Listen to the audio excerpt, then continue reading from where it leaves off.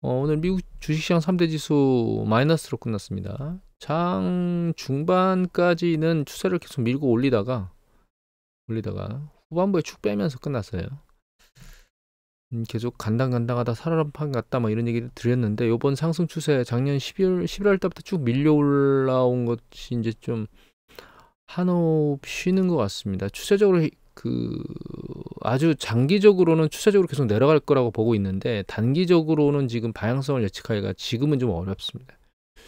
제가 판단하기가 좀 어렵다고 생각하고 있습니다. 지금 우리나라 장 같은 경우에는 어제 어떻게 움직였냐면, 장 초반에 왔다 갔다 방향성을 좀 모르고 헤매고 있다가 그래도 이제 플러스형에서 좀 놀았거든요.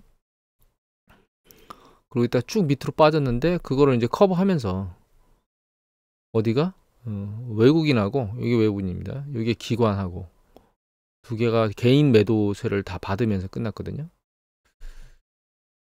그나마 좀 잘 버텼는데, 오늘 주식시장이 그렇게 좋진 않을 것 같으네요. 어제 유럽장도 그랬고 미국장도 이래서 오늘 장이, 그리고 오늘 원자재 시장 보면 유가가 77달러대로 내려가 버렸습니다. 80달러 뚫고 올라간 지 얼마 되지도 않아서 감산 이후에 아래로 빠지고 있어요. 지금 경기 침체 베팅을 한다 이거죠.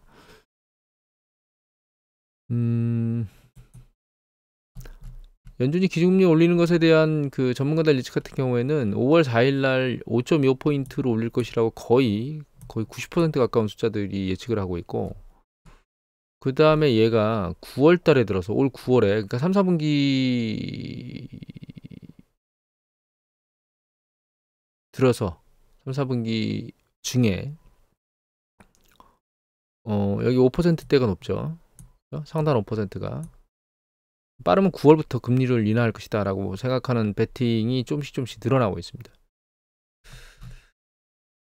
미국 실적 발표 보면 화요일날 중국이 GDP 성장률이 4%, 4.5로 나왔거든요. 그리고 그때 산업 생산은 그렇게 큰 폭으로 늘어나지는 않고 추세적으로 올라가고 있었고, 리테일 세일이 급격히 올라갔는데, 이거에 비하면 주식시장은 상당히 미력합니다. 요새 주식시장 움직임이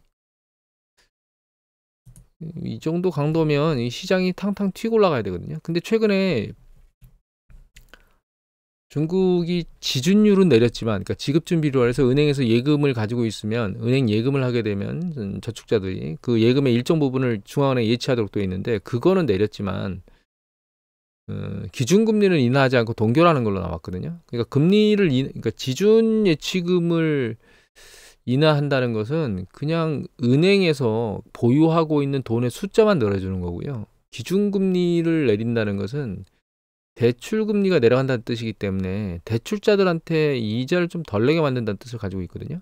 그러니까 지준율을 내린다는 것은 사실 직접적으로는 가계와 기업한테 혜택이 없는 상황입니다. 근데 이게 기준금리를 인하하지 못하는 것은 지금 중국하고 미국하고 격차가 많이 벌어져 있기 때문에, 금리 격차가 거기까지는 드라이브를 못 걸고 있는 것 같습니다. 일단 향후에 기준금리가 미국이 동결되고 기준금리를 혹시 내리는 상황까지 가게 되면 중국이 좀 더 공격적으로 기준금리까지 내려줄 수 있을까라는 생각을 해볼 수 있긴 한데, 아직 중국은 위드 코로나 이후에 자기네들이 했던 액션에 대해서 효과에 대한 어떤 평가를 하고 있는 것 같아요. 그냥 일단 이제 일단 긍정적으로 일단 나왔죠. GDP나 뭐 리테일 세일이나 이런 게 공격적으로 나왔기 때문에 이 상황을 좀 지켜보면서 아마 기준금리 인하를 시도하지 않을까 그렇게 생각을 하고 있습니다. 미국 지표들이 좀 안 좋아요. 미국 보면 이 차트 말고 이걸로 볼까요? 어드바이저 퍼스펙티브에 나오는 데이터들인데, 이거 진로우 주택가격이거든요. 추세적으로 지금 하락하고 있습니다. 이건 명목 가격이에요. 이게 기존 주택 판매인데 급격히 반등했다가 살짝 내려왔습니다. 부동산 가격은 완전히 땡땡 얼었다가 살짝 녹는 듯한 액션을 보이고 있긴 합니다. 다만 이 녹는 게 추세적인지는 아직 확인할 수가 없고요. 밑에 보면 요게 그 건축 허가거든요. 그리고 주택 착공인데, 여기 보시면 추세적으로 이게 올라가다가 지금 그러니까 인구를 반영한 거예요. 이건 그냥이 아니고 요 트렌드를 보면 올라갔다가 지금 내려오고 있는데, 여기 살짝 들리긴 했지만 이게 6개월인가 4개월 추세선입니다. 추세선상으로는 아직 내려가고 있어요. 이동평균선상으로. 그다음에 신규 실업수당 청구 건수가 추세적으로 계속 올라가고 있습니다. 이게 20만 건대로 쭉 올라갔거든요. 밑에 볼까요? 이거는 차트.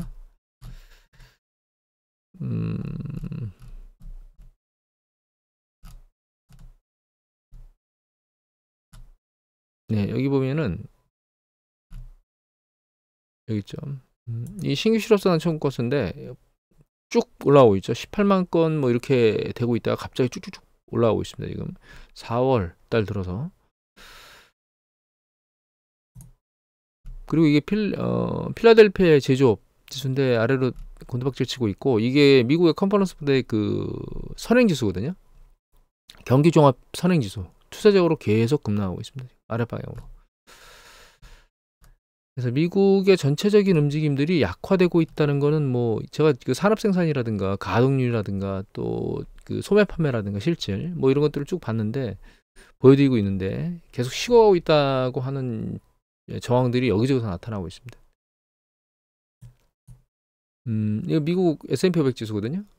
오늘 하락을 조금 했고, 여기 기술적 지표상으로 놓고 보면 일단 이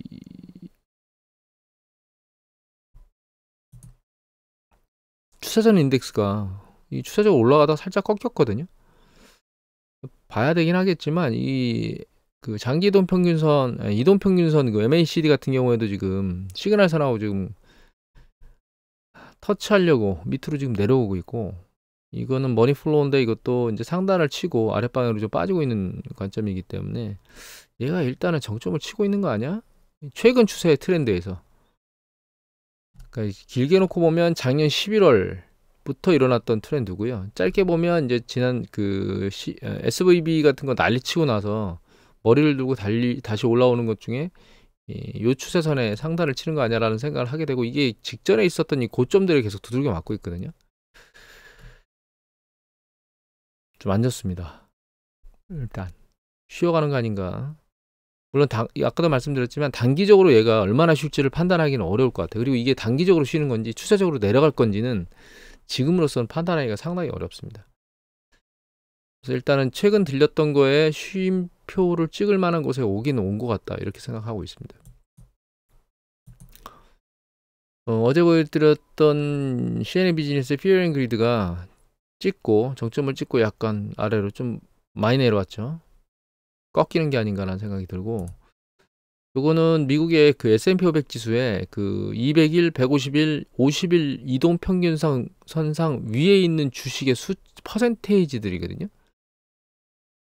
그런 것들인데 보시면 이게 지금 강도가 좀 꺾이고 있잖아요. 옆으로. 이 옆에 퍼센테이지는 전부 다 혼합해 놓은 거기 때문에 얘를 보시면 안 되고요. 그냥 이 그 추세선을 봐야 됩니다. 퍼센트를 보면 각각을 봐야 되는데 혼합해서 보느라고 이렇게 올려놨거든요.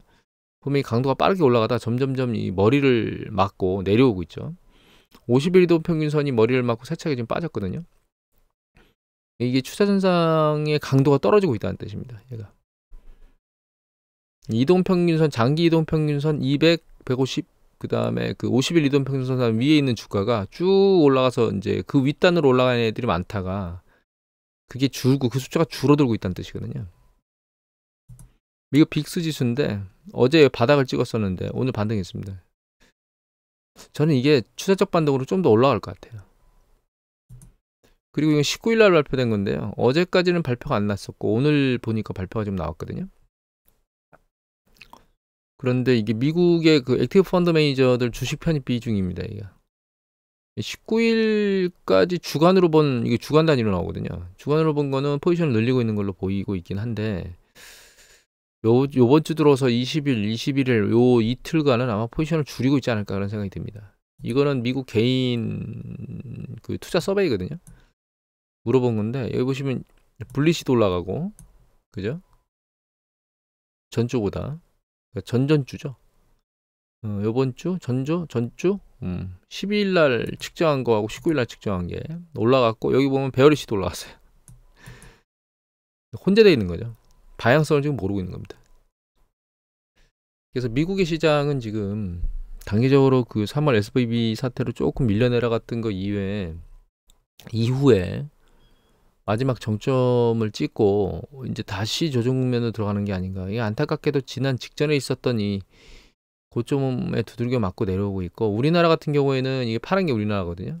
얘는 직전 고점 뚫고 올라가서 이전에 있었던 언저리에 서 있고, 그 다음에 닥스 같은 경우나 그 상해지수 같은 것들이 지금 올라가고 있긴 한데, 닥스 지수가 가장 세고요. 이게 닥스입니다. 상해 지수가 사실 상해 지수가 S&P 500, 우리나라나 S&P 500 지수보다 약해요. 어제 좀 전에 봤던 그 GDP가 예측치보다 높다거나 개인 실적이 좋다거나 그러니까 소매 판매가 좋다거나 이런 걸 놓고 보면 그 좀 더 이거보다 강도가 세야 되는데 그렇지 못하고 있는 게 좀 미국 그러니까 중국의 그 위드 코로나가 폭발적으로 올라갈 거다라고 하는 기대치를 못 받고 있는 거죠. 투자 시장에서.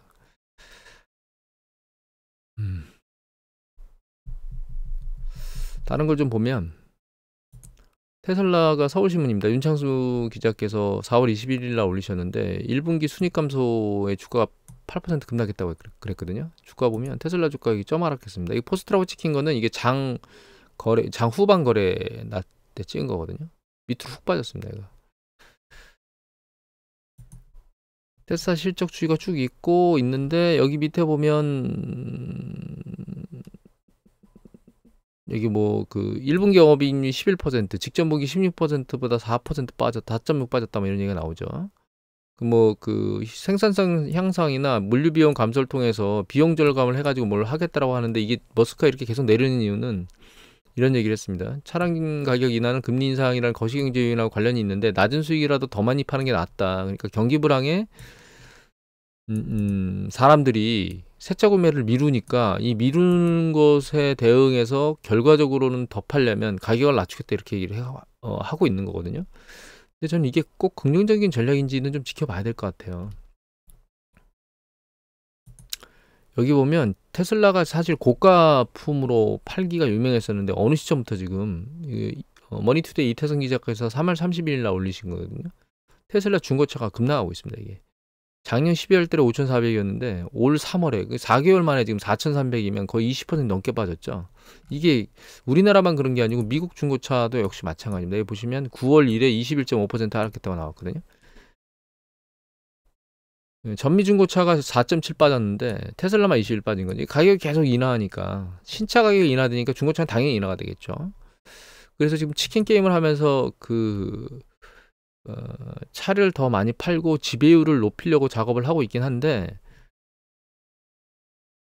제 생각에는 이게 양분되는 수밖에 없을 것 같아요. 그러니까 보조금을 받는 차, 보조금을 받지 않는 차 양분돼서 이것도 좀 더 생각을 해보면 고가의 전기차, 저가의 전기차 이렇게 구분되는 형태로 가는 상황으로 몰릴 것 같고 지금 테슬라가 저가의 전기차 쪽에 포지션을 늘리겠다고 액션을 취하는 거잖아요. 어쩌면 과거에 그 비싼 가격의 대명사였던 테슬라 전기차가 중저가의 대명사로 전락하는 상황으로도 갈 수 있지 않을까 그런 생각을 하게 됩니다. 개인적으로. 물론 테슬라 자체가 계속 살아서 성장해서 움직일 거라는 생각을 하고 있고요. 전기차 시장에서. 다만 브랜드 밸류가 떨어지는 거죠. 그리고 TSMC 얘기도 나왔는데 4월 22일자 TSMC 반도체 한파로 성장성 둔화. 그래서 이게 매출이나 이익은 전년 동기 대비 여기 보면 매출과 영업이익은 지난해 1분기보다 각각 3.3 늘었고 순이익도 2.1 전년 동기 대비 늘어났는데 여기 보시면 분기 순이익 증가율이 4년 만에 가장 낮아졌다. 이게 분기당 이익이 증가할 거 아니에요. 그 분기당 증가하는 이익률이 4년보다 낮아졌다고 얘기를 하고 있는 겁니다. 아직 성장의 속도가 줄어들었다. 이렇게 이해를 하시면 될 것 같아요. 그리고 밑에 보면은 요 얘기도 나옵니다. 그 월별 실적으로 보면 TSMC의 부진이 뚜렷한데 지난 3월 매출은 이만큼이었는데 작년 1분기에 비해서 15% 감소했답니다. 그러니까 3월 매출이 작년 1분기 쪽의 매출보다 상당히 많이 빠진 거죠. 매출 강도가. 근데 여기 보시면 TSMC 경영진은 3분기까지 이런 상황이 이어질 수 있다라고 얘기를 하고 있습니다. 그리고 TSMC는 시스템 반도체를 만드는 파운드리잖아요. 파운드리인데 이거 차이나 플래시 마켓에 나오는 낸드하고 그다음에 그 D램 가격이거든요. 근데 낸드 가격이 쭉 내려오다가 속도가 굉장히 빠르다가 약간씩 그 하락 강도가 약간 준 상태고 D램 같은 경우에는 이게 엄청 속도가 빠르게 떨어지고 있다가 여기서 탁 걸려가지고 약간 강도가 줄었거든요. 이때 삼성전자가 감산 발표한 그 뒤로 이 하락 강도가 떨어진 상황입니다. 지금. 그래서 위에 보면 이게 파란 거하고 하얀 게 있는데, 파란 게 우리 삼성전자고 이 하얀 게 TSMC입니다. 추세 패턴은 얘네 두 개 다 비슷해요. 비슷하게 움직이고 있습니다. 작년도 이후에 하락 강도를 보면, 하락 패턴을 보면 거의 비슷합니다. 들려볼까요? 예. TSMC가 좀 더 강력하게 위로 머리를 들었다가 떨어지는 것도 강력히 떨어졌다가 지금 들려 올라오고 있고, 삼성전자는 이제 그거에 비하면 상대적으로 변동성이 좀 적은 편이긴 한데, 움직임 자체는 아주 비슷한 패턴을 보이고 있다. 이 시스템 반도체 시장이 다시 살아나는 그 시기가 될 때 얘네들이 다시 살아나는 상황을 보일 것 같고, 제 생각에는 요번에 이런 패턴에서 하락 국면을 맞으면 여기 저점을 찍었던 이 저점, 이 두 개의 저점을 뚫고 내려가지는 않을 것 같습니다. 이 저점 여기까지 내려가면 여기 경기 수축이 발생한다 하더라도 바닥을 찍는 게 아닐까, 이렇게 생각을 하고 있습니다. 테슬라도 사실 조금 더 내려가서 조정을 받을 거라는 생각을 하고 있고요. 얘가 지금 이제 패턴이 자체가 안 좋고, 이거 지금 개파락을 했는데 바로 급락을 하지는 않겠지만 추세적으로는 밑으로 조금 더 밀려 내려갈 것 같고요. 경기 수축이 오픈돼 실제로 그쪽 방향으로 진행하게 되면 추세적으로는 여기 바닥 테스트를 하나 내려갈 것 같습니다. 그 시기가 테슬라를 매입해서 장기간 투자할 수 있는 매력도가 올라가는 시기가 아닌가, 그렇게 생각하고 있습니다. 그리고 마지막으로 애플이 사실 이미지가 좋잖아요. 근데 저는 사실 애플이 그 기업을 경영한다는 측면에서의 이미지는 좋게 생각하고 있지만, 사실 까보면 예를 들면 좀 비싸게 판매를 하고 있다는 거, 실제로 그 생산하고 있는 단가 대비 상당히 마진율을 많이 받고 있다는 건 이미 알고 있거든요.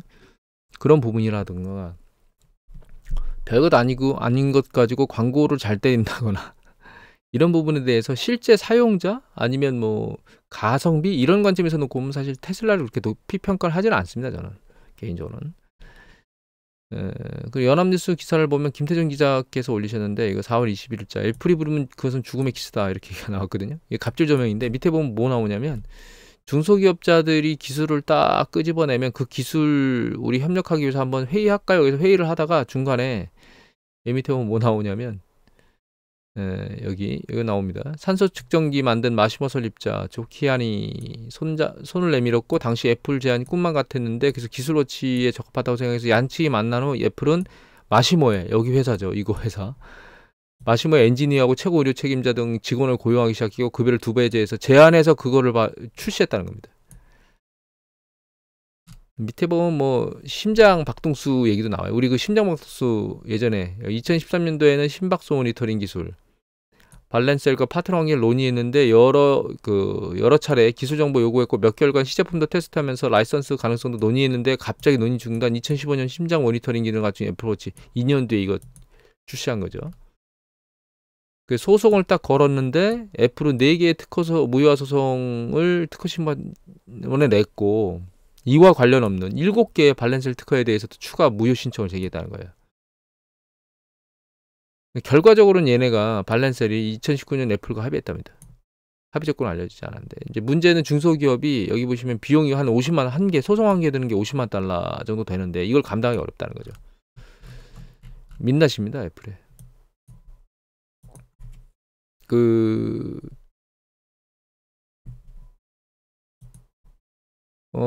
애플 창업자인 혁신을 부르짖었던 스티브 잡스의 정신은 어디로 가고,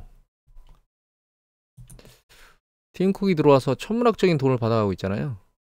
이유를